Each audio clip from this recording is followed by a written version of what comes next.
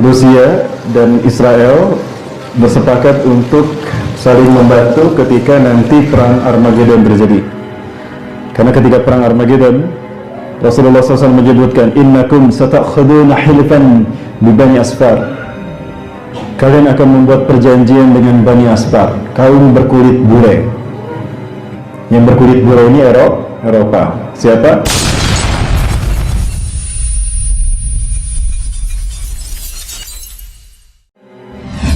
Titik tolak kebangkitan Islam nanti adalah Timur Tengah dan Asia, dan Asia itu adalah Indonesia. Timur Tengah dua, Syam dan Khurasan. Syam, Palestina, Suriah. Khurasan, Afghanistan. Sekarang sudah mulai kuat. Ya, Amerika sudah mulai hengkang dari Afghanistan. Artinya Taliban berkuasa penuh kembali atasnya. Panji hitam sudah berkibar di Khurasan. Dan itu syarat pasukan Imam Mahdi intinya sudah ada. Tinggal menunggu kedatangan Imam Mahdi musim haji. Dan Israel bersepakat untuk saling membantu ketika nanti perang Armageddon terjadi. Karena ketika perang Armageddon, Rasulullah SAW menyebutkan, innakum satakhuduna hilfan bi Bani Asfar. Kalian akan membuat perjanjian dengan Bani Asfar, kaum berkulit bule. Yang berkulit bule ini Eropa. Siapa? Rasul menyebutnya dalam hadis lain Romawi. Bapak Ibu, siapakah Romawi? Romawi, Yunani, Armenia, Balkan itu keturunan yang sama. Nabi Ismail punya anak perempuan. Beliau punya putra 12, punya anak 12. Salah satunya perempuan. Menikah dengan Al-Ais, anak pertama Nabi Ishak. Kalau dari Nabi Ismail ke bawah, murni, itu dari bangsa Arab, hanya satu Nabi Muhammad. Ketika putrinya dinikahkan, kalau Nabi Ishak itu dari Nabi Yakub, Bani Israel semua, Yahudi, ya, bangsa Semit. Kemudian, putrinya Nabi Ismail, ya, Mas'amah, bukan Mas'amah, Mas'amah, bagus loh namanya, Maslamah ini menikah dengan Al-Ais, anaknya Nabi Ishak yang pertama. Nah, dari Al-Is pernikahan dengan Maslamah inilah lahir Rum, Arman, dan Yunan. Rum menjadi Romawi, Yunan menjadi Yunani, Arman menjadi Armenia, Yugoslavia dan Rusia, Cina dan Khazaria, plus Mongolia yang sekarang menguasai Cina. Nah, Rasulullah menyebutkan pernikahan ini terjadi, mengaitkan antara bangsa Arab bersatu dengan Bani Rum. Nah, Rasulullah menyebutkan di akhir zaman, di perang Armageddon, kalian akan bersekutu dengan Bani Asfar, bangsa yang berkulit bule. Tuqatiluna aduwwan min waraikum, memerangi musuh di belakang kalian. Musuh di belakang kalian ini siapa? Yang menjadi musuh Bani Rum saat itu. Kalau bukan Rusia, Cina. Kalau bukan Cina, Israel. Kalau bukan Israel, Iran. 4. Rusia, Cina, Israel, Iran.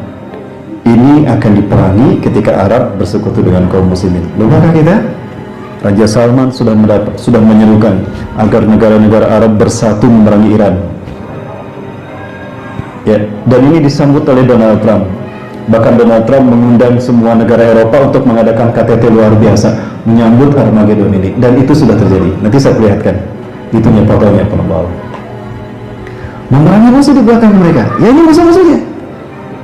Antara Syiah, Zionis, ateis komunis Cina, dan Rusia. 4 negara itu. Dan ini mereka sedang membuat koalisi. Ini yang membuat mereka melakukan persekutuan dengan bangsa Arab. Dan ini mengancam dominasi Eropa dan Arab di tanah Timur Tengah. Lalu hasil kesepakatan antara Benyamin Netanyahu dan Vladimir Putin diserahkan kepada eksekutor mereka. Siapa eksekutornya? Iran. Aduh, saya agak berat kalau saya melanjutkan, beramba Allah. Kalau saya melanjutkan, khawatir ada yang sakit hati dan protes, beramba Allah. Boleh saya lanjutkan? Nggak akan protes? Ini pendapat saya dan saya siap mempertanggungjawabkannya. Nggak akan protes ya? Ini nggak live, Pak? Nggak, baik. Nggak akan protes ya, sekali lagi ya. Iran mencari negara yang terkuat di Asia untuk bekerja sama dalam menggolkan program Yahudi dan Rusia. Siapa? Nggak ada yang protes ya, kalau protes nanti setelah kajian. Saya bisa mempertanggungjawabkan ya Pak. Terbukti ya Pak. Nah ini semua nanti pada akhirnya akan memicu terjadinya perang antara blok barat dan blok timur. Inggris segera mengirimkan 2 armada pasukan terbesarnya dengan 2 kapal induknya di Laut Cina Selatan. Sekarang sudah ada Inggris tuh. Ini memicu perang dunia kedua. Amerika dan Rusia sekarang sudah mulai memanas. Silih tembak antara Vladimir Putin dan Donald Trump. Ya, perang bawah. Ini yang disebut dengan huru hara akhir zaman. Dan saya khawatir ini adalah Armageddon, Bapak Ibu. Jadi, ya, ini sesuatu yang membuat hati kita sakit kepada Allah. Raja Salman datang ke Cina dan memberikan dukungan kepada Xi Jinping, ya, Presiden Cina, dan menyetujui kamp konsentrasi Muslim Uighur. Ini menyakiti hati kaum muslimin, dan ini diprotes oleh pimpinan MAPIN dari Malaysia, bahwa perbuatan Raja MBS Putra Mahkota, MBS ini, Pangeran MBS ini menyakiti hati umat Islam seluruh dunia. Dan dia pun membuat marah asang ayah, sehingga makin meruncing hubungan antara ayah dan anak. Lupakah kita?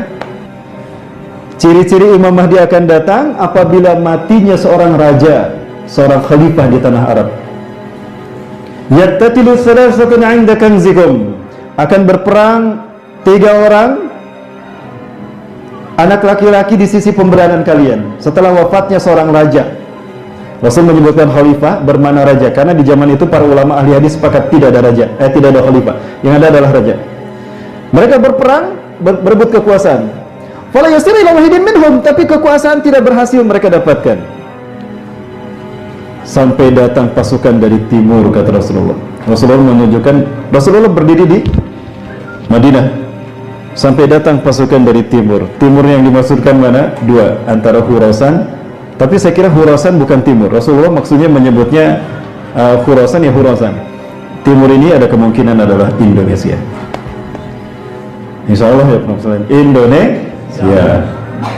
Insya Allah. Makanya nanti kita akan diuji oleh Allah kesungguhan kita untuk menjadi negara pemimpin kebangkitan Islam. Karena tinggal Indonesia yang belum dipilih Allah, ya para Allah. Silakan lihat dalam sejarah. Tinggal Indonesia dari negara Islam yang belum Allah pilih untuk memimpin kebangkitan Islam. Dan ini dikatakan oleh para pemimpin Timur Tengah.